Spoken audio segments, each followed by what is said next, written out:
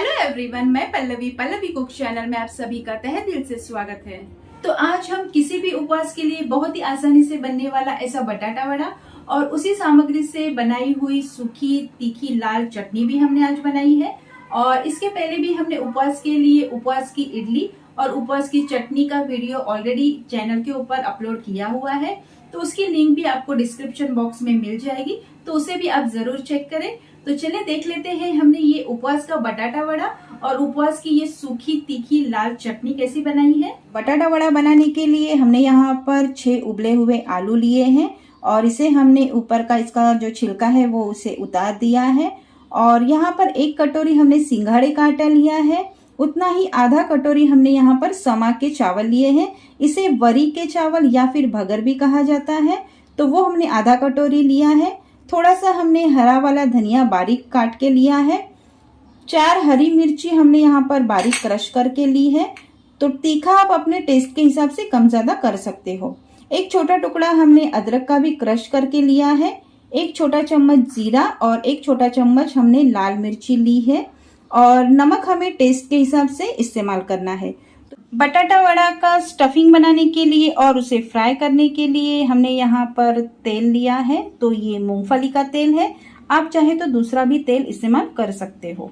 तो यहाँ पर हमने समा के चावल का बारीक पाउडर बना लिया है, तो इसे हम अब साइड में रख देते हैं और बटाटा वड़ा की स्टफिंग तैयार करते हैं। तो कढ़ाई में हमने बड़े 4 चम्मच तेल डाल दिया है और इसे हम अब गर्म होने देते हैं। तो हमारा तेल अब अच्छे से गर्म हो चुका है और इसमें हमें जीरा डाल देना है। जीरा तड़कने के बाद उसमें हम हरी वाली मिर्ची डाल देंगे।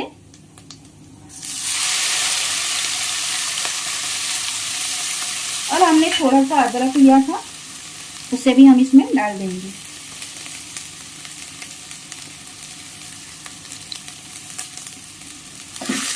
और इसे हम अच्छे से सौते कर लेते हैं। तो हमारा अदरक और हरी मिर्ची अब अच्छे से भून चुकी है। हरा वाला धनिया लिया था, उसे हम इसमें डाल देंगे और थोड़ा सा बचा के रखेंगे। तो 1 सेकंड के लिए हम इसे चला लेते हैं। के बाद हम इसमें आलू डाल देंगे। तो आलू हमने 6 लिए थे, तो उसे हमने बारीक स्मैश कर लिया है और इसे हम इसमें डाल देते हैं। तो स्मैश किया हुआ आलू डाल देने के बाद हमें सारे मसाले को अच्छे से मिक्स कर लेना है। तो सारे मसाले अच्छे से मिक्स कर लेने के बाद अब बारी है नमक की। तो हमने यहाँ पर सेंधा नमक लिया है, व्रत वाला नमक, तो इसे हम टेस्ट के हिसाब से डाल देंगे और इसे भी हमें अच्छे से मिक्स कर लेना है। तो सारे स्टफिंग को हमें बस 1 मिनट तक ढक के पका लेना है और हमारा ये जो स्टफिंग है वो तुरंत तैयार हो जाएगा। तो स्टफिंग को अब 1 मिनट हो चुका है और इसे अब हम एक बार चला लेते हैं और हमें गैस की आंच को बंद कर देना है। तो हमने अब गैस बंद कर दिया है और सबसे आखिर में हमने जो हरा वाला धनिया लिया था बारीक काट के, तो उसे हम इसमें डाल देते हैं।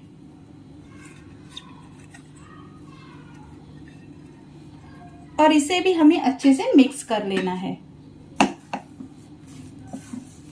बस तो हमारी ये स्टफिंग अब तैयार है, बस इसे थोड़ा सा हमें ठंडा कर लेना है। तब तक हम इसका जो ऊपर का कवर है वो रेडी कर लेते हैं। अगर आपको मेरे रेसिपीज अच्छी लगती हैं तो लाइक करें, शेयर करें और सब्सक्राइब करें और बेल आइकन प्रेस करने के लिए ना भूलें।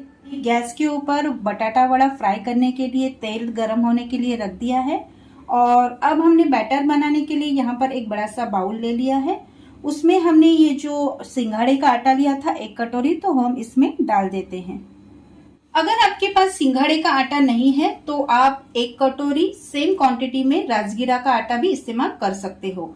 तो यहाँ पर हमने सिंघाड़े का आटा डाल दिया है और आधा कटोरी हमने जो समा के चावल का पाउडर बना लिया था, तो उसे भी हम इसमें डाल देते हैं। इसके बाद हमने जो 1 चम्मच छोटा मिर्ची पाउडर लिया था, उसे भी हम इसमें डाल देंगे।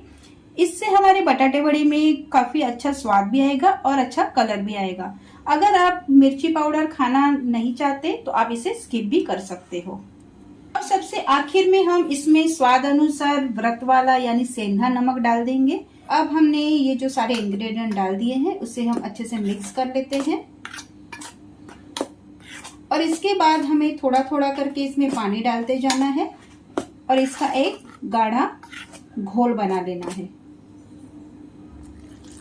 तो यहाँ पर हम थोड़ा थोड़ा पानी डाल के इसे मिक्स करते जाएंगे। तो बैटर बनाते समय हमें एक बात का ध्यान रखना है कि हमारा ये जो बैटर है वो ज्यादा पतला भी ना हो और ज्यादा गाढ़ा भी ना हो। तो अंदाजा लेके ही इसे हमें पानी इसमें ऐड करते जाना है। तो बटाटा वड़ा कोट करने के लिए हमने ऊपर का जो कवर है उसका बैटर हमने रेडी कर लिया है और इसे हमने ना ज्यादा पतला बनाया है और ना ही ज्यादा गाढ़ा बनाया है। तो हमारे बटाटे वड़े का अब स्टफिंग ठंडा हो गया है और इसे हमने एक प्लेट में निकाल लिया है और अब हमें इसे छोटे छोटे इसके नींबू के साइज के गोले बना लेने हैं। तो हाथों में हमने थोड़ा सा तेल लगा लिया है और इसके छोटे छोटे हम ऐसे बॉल बना लेंगे और इसे हम साइड में रख देते हैं। तो सारे स्टफिंग के हमने यहाँ पर छोटे छोटे बॉल बना लिए हैं और अब बारी है इसे फ्राई करने की। तो अब हमें बटाटा वड़ा का ऊपर का ये जो कवर का बैटर तैयार किया था उसे हमें ले लेना है और इसमें हम एक एक हमने जो ये बॉल तैयार किए थे उसे हम इसमें डाल देंगे और इसे हम अच्छे से कोट कर लेते हैं और फिर हम इसे फ्राई करेंगे।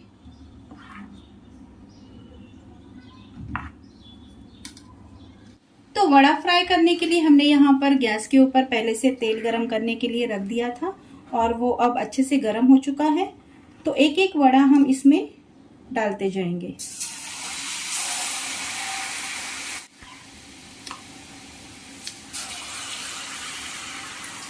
तो सारे बटाटे वड़े डाल देने के बाद हमें इसे धीमी आंच पर ही गोल्डन ब्राउन होने तक फ्राई कर लेने हैं।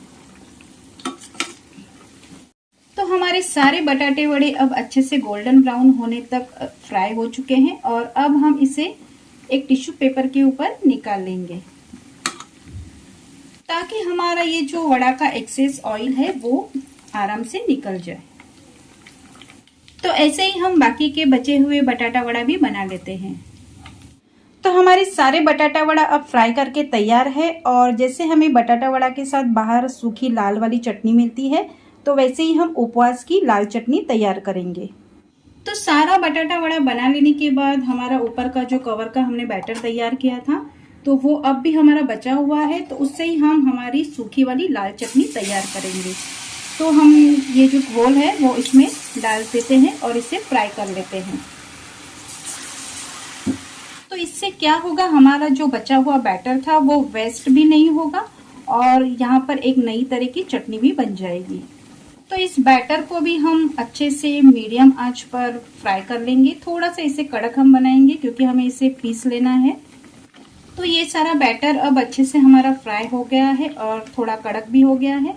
तो इसे अब हम निकाल लेते हैं और ठंडा होने देते हैं। तो हमारा फ्राई किया हुआ ये बैटर अब ठंडा हो चुका है और इसे अब हमें पीस लेना है। तो अब हमें मिक्सी जार में ये फ्राई किए हुए बैटर की भजिया डाल देने हैं। इसके बाद हम थोड़ी सी मिर्ची पाउडर इसमें डाल देंगे और सबसे आखिर में हम हल्का सा नमक इसमें डाल देंगे क्योंकि ये बैटर में हमने पहले से नमक डाला हुआ था। तो अब हमें पीस के इसकी एक बारीक फाइन पाउडर तैयार कर लेनी है। तो अब हमारी ये लाल सूखी चटनी भी तैयार हो गई है और बहुत ही सुंदर बनी है हमारी ये चटनी, जैसे बाहर हमें वड़ा पाव के साथ मिलती है, लेकिन ये उपवास की चटनी है। तो हमने अब बटाटा वड़ा की प्लेटिंग यहाँ पर कर ली है और हमारा जो बटाटा वड़ा का ऊपर का कवर जो बचा था उसमें ही हमने ये 2-4 हरी मिर्ची फ्राई कर ली है और यहाँ पर सर्व की है। यहाँ पर हमने हरी वाली चटनी भी बनाई है जो लास्ट वीडियो में हमने इडली के साथ में बताई थी। तो ये चटनी देखने के लिए आप पिछला जो इडली का वीडियो है वो भी आप ज़रूर चेक करें। तो उसमें हमने ये हरी वाली चटनी कैसे बनती है उपवास की उसे हमने बताया है। तो यहाँ पर हमने ये सूखी लाल चटनी बनाई है तो और थोड़ा सा हमने हरा धनिया के साथ इसे गार्निश भी किया है। तो फटाफट बन जाते हैं ये उपवास के बटाटा वड़ा, तो आप भी इसे ज़रूर ट्राई करें।